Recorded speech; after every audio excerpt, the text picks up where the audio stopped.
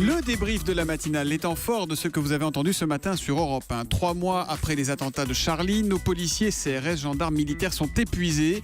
Le ministre de l'Intérieur, Bernard Cazeneuve, va-t-il maintenir le plan Vigipirate à son niveau le plus élevé? Écoutez sa réponse, c'était à 8h20 dans l'interview politique de Jean-Pierre Elkabbach.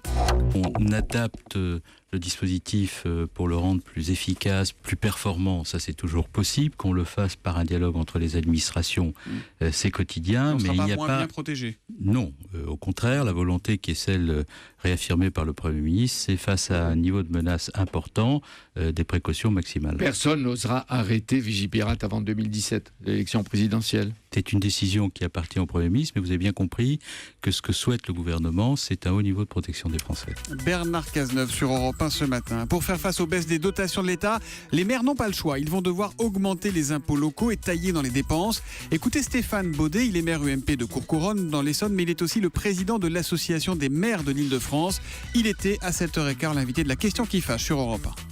Il va falloir qu'on révise un tout petit peu nos politiques publiques avec un débat à avoir sur ce qui relève de la compétence obligatoire ou de la compétence facultative. Par exemple, je vais aller dans la provocation, mais la cantine à laquelle on tient tant et dont vous vous rendez pas compte finalement que vous payez qu'un quart ou un tiers du prix réel puisque c'est la collectivité qui paye le reste, c'est pas une compétence obligatoire des communes. On pourrait décider par exemple à l'anglaise du jour au lendemain de dire écoutez, vous êtes gentil mais vos enfants vont venir avec un sandwich à l'école. Diplômé d'HEC, il a 29 ans, il est jeune, il a des idées, de l'enthousiasme. Guillaume Gibaud a monté sa marque, le slip français, avec au départ 10 000 € en poche. Pour cet entrepreneur, les jeunes ne doivent pas avoir peur d'y aller, de se lancer. Écoutez, il était mon invité à 7h45 pour l'interview Vérité. Quand j'ai ramené 600 slips dans le coffre d'une voiture de location de l'usine qui est en Dordogne, à Moulin-Neuf Textile, je me suis dit... Qu'est-ce que je fais? Si jamais ça marche pas, j'aurai des slips pour le restant de mes jours et au final, j'aurai un bon souvenir et une histoire à raconter plus tard. Mais c'est vrai que personne n'y croyait vraiment. Aujourd'hui, voilà, ça c'est... On dit tout le temps que c'est très très compliqué. Est-ce que c'est vrai? Est-ce que c'est tellement compliqué de monter son entreprise en France? La France, c'est un des meilleurs pays pour monter sa boîte. Ce qu'il faut, c'est effectivement la volonté et l'envie d'y aller. Voilà, Guillaume Gibaud, patron du slip français qui part à la conquête de l'Amérique. Merci Guillaume Gibaud de rappeler que dans le pire des cas, on se plante. Take a chance, faut y aller, nous écrit Nicolas Latour sur Twitter. Et puis une réaction de la secrétaire d'État chargée de la famille, des personnes âgées et de l'autonomie, Laurence Rossignol, sur Twitter toujours. Le jeune entrepreneur créateur du slip français devrait passer tous les matins à la radio, anti-déprime, anti-French bashing. Les pirates informatiques s'en prennent désormais aux particuliers. Nous vous en parlions dans le journal de 7h30. Eh bien, nous avons une question de José de Deuil-la-Barre dans le Val d'Oise. José qui nous a appelé au 39 21. Bonjour José. Bonjour Thomas. Quelle est votre question, mon cher José?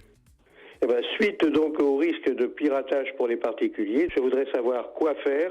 Est-ce que finalement on est complètement désarmé ou est-ce que l'on peut éviter certaines manipulations qui justement favoriseraient l'introduction de ces logiciels? Est-on complètement désarmé? La question de José, je vous la pose, Mathieu Bock, vous qui avez enquêté sur le sujet. Eh bien, la première chose à faire, José, c'est de bien vérifier qu'il y a un antivirus à jour, c'est important, installé sur votre ordinateur et le cas échéant, eh bien, il faut en installer un.